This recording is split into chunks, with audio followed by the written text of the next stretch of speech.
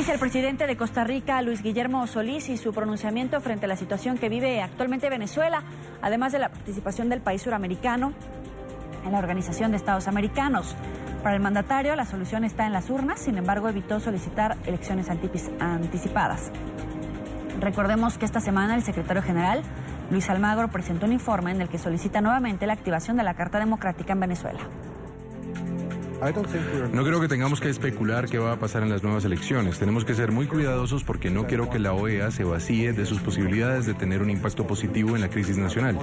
Así que creo que es mejor recomendar medidas específicas en este punto, sin permitir que los mecanismos en marcha, formales e informales, se desarrollen y tengan un impacto. Costa Rica ha hecho más de 20 declaraciones respecto de la situación en Venezuela.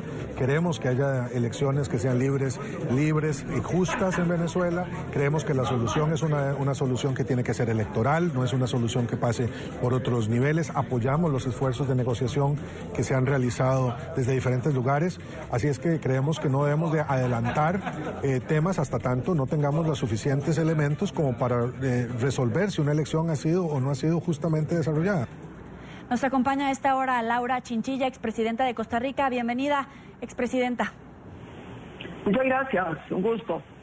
Primero, comenzar preguntándole la reacción del presidente de Costa Rica, que dice que la salida a la situación en este momento en Venezuela es la vía electoral.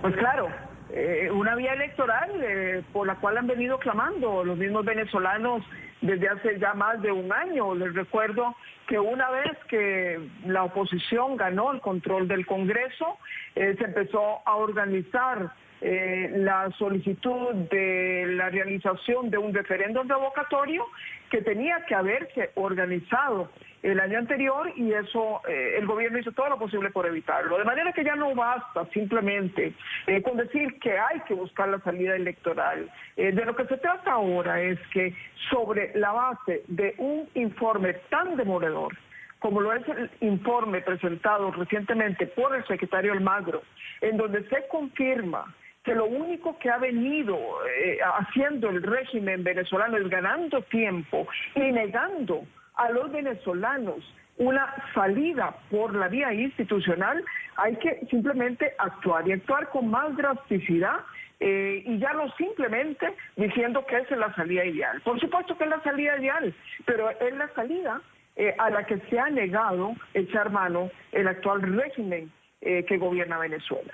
Pero parece que el diálogo le da oxígeno al chavismo, es decir, mientras más diálogo haya y se postergue una jornada electoral, pues es como una pérdida de tiempo. ¿Acaso tiene que haber una fecha puntual ya para la realización de elecciones, o el diálogo puede ser sin ninguna fecha límite? No, ya yo creo que está más que claro de que el diálogo no puede seguir siendo un diálogo sin ningún tipo de condición, sin cronogramas, sin una valoración colectiva como la que ha venido proponiendo el secretario general de la OEA, y que en caso de no cumplirse de acuerdo a esa valoración colectiva, que solamente la OEA la puede hacer, pues entonces se empiecen a implementar medidas mucho más drásticas. Yo le confieso que yo soy una de las personas que creyó legítimamente que podía haber un diálogo hace ya muchísimos meses atrás, una vez que pasaron las elecciones en Venezuela, y que muchos decíamos, bueno, vaya, habrá que buscar un desempate a esta situación. El gobierno controla el ejecutivo, la oposición controla el legislativo, habrá que dialogar. Pero evidentemente las buenas intenciones de muchos sectores de la oposición han sido utilizados por el gobierno para ganar tiempo, tal y como lo plantea el reciente informe del secretario general de la OEA. Dice que usted creía en este diálogo. ¿Se siente decepcionada, frustrada ante los resultados que ha otorgado hasta este momento este diálogo? Absolutamente. Ese informe es un informe de verdad que es demoledor, es un informe serio, es un informe denso, es un informe en donde lo único que se puede confirmar ahí es que durante este tiempo, desde que se abre el diálogo, después de que la oposición gana las elecciones en el Congreso y se va al escenario del diálogo, lo único que ha pasado en Venezuela es que se ha incrementado la pobreza, se ha incrementado la inseguridad, se ha incrementado la represión, ha disminuido la libertad de expresión, ha disminuido la confianza de los ciudadanos en las instituciones, de manera que no hay otra salida más que inmediatamente por parte de aquellos gobiernos que se dicen sinceramente demócratas en el hemisferio, de dar el paso hacia adelante, convocar al Consejo Permanente de la OEA, conocer el informe del secretario general y abogar porque se eche mano de los mecanismos que se prevén dentro de la Carta Democrática de la Organización de Estados Americanos. ¿Usted estaría a favor de abogar por la invocación de la Carta Democrática? Sin lugar a dudas. La carta ya de alguna manera había sido invocada, porque ya se había conocido el informe del secretario general en el seno del Consejo Permanente. Lo que sucede es que el Consejo también le dio un aval al diálogo y dijo, bueno, vamos a esperar, no vamos a seguir escalando acciones hasta tanto no le demos un tiempo y una oportunidad al diálogo. Al diálogo se le ha dado una oportunidad de más de un año y lo único que ha sucedido es que hoy los venezolanos están sufriendo más que hace un año y hoy se ha alejado aún más las posibilidades de una salida institucional electoral al conflicto venezolano. De manera que hay que dar un paso y ya no se valen medias tintas, ya no se vale decir sí pero no. Los gobiernos democráticos de la región tienen que tomar una posición con absoluta claridad y absolutamente apegada a los principios de la Carta Democrática. Tienen que votar 2/3 partes de los 34 Estados miembros de la OEA para que esto suceda. ¿Usted cree que Venezuela en este momento está aislado o que podría dividirse el voto para invocar la Carta Democrática? Sí, vaya, es muy difícil obviamente anticipar qué es lo que pueda suceder. Recordemos que Venezuela ha tenido en un sector de países muy cercanos a Venezuela, el grupo de países del ALBA, particularmente algunos del continente y un grupo importante de países del Caribe han tenido unos aliados muy leales. Pero hay que dar la discusión, es decir, no por el hecho de que se pueda perder una votación al Consejo Permanente, las democracias sólidas, como el caso de Costa Rica, no pueden dejar de llevar el tema, no pueden dejar de pedir una sesión, no pueden dejar de conocer el informe del secretario general Almagro. José Miguel Vivanco decía que ya le quedan muy pocos aliados en el continente a Venezuela. Perdón, no te escuché la pregunta, se cortó un poco la comunicación. Sí, José Miguel Vivanco decía que ya le quedan muy pocos aliados en el continente a Venezuela, que esta votación podría ser complicada en este sentido. Pocos aliados, sin embargo, acabamos de ver, por ejemplo, que Ecuador, a través del presidente Rafael Correa, evitó que Lilian Tintori entrara al país. Hay pocos, pero contundentes. ¿Pueden hacer esta contundencia una mayoría regional, convencer al resto de los países a pesar de las condiciones de cero democracia que el propio Luis Almagro ha denunciado a través de este informe? Yo no estoy tan segura que sean más los aliados de Venezuela hoy que los que tenía Venezuela hace 15, 10, 5 o hace un año.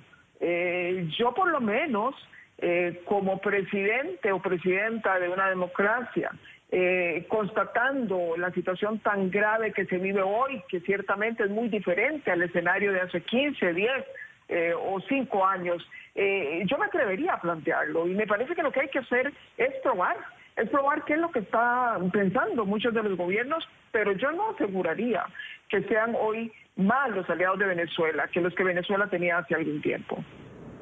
¿Qué decirle a la oposición ya en este proceso? Porque usted misma advertía que la situación poco a poco se va degenerando al interior del país. Hay ya una franja ya, digamos, de alerta en el sentido democrático y de seguridad para vivir al interior de Venezuela. ¿Y qué tendría que hacer la oposición ya en este momento? Bueno, hablando con toda franqueza, y creo que tengo toda la autoridad moral para hacerlo, porque fui parte del grupo de expresidentes que fue a acompañar a un sector de la oposición venezolana durante las elecciones legislativas de finales del año 2015, yo creo que ha habido algunas posiciones un tanto erráticas al interior de la oposición venezolana. No queda muy claro que se haya trabajado con consistencia, con solidez, y eso es fundamental. Me parece que ahí hay una tarea al interior de la oposición para definir cuáles son los escenarios que siguen de manera muy consistente, sin ningún tipo de división entre ellos, y por sobre todo, entender que no pueden seguir haciéndole el juego al régimen. Algo que tienen de diferente el informe del secretario general Almagro con respecto al informe de hace algún tiempo, es que en esta ocasión el secretario Almagro de alguna manera también responsabiliza a la oposición por resguardar las condiciones del pueblo venezolano en los temas sociales y de seguridad. Ya no solamente habla de la responsabilidad del Poder Ejecutivo. De manera que aquí lo único que el régimen de verdad ha hecho no es solamente ganar tiempo para evitar mecanismos electorales que busquen la sustitución del poder, sino que también ha sido muy eficaz en embarrar a la oposición en los líos y en las circunstancias tan extremas que está viviendo Venezuela.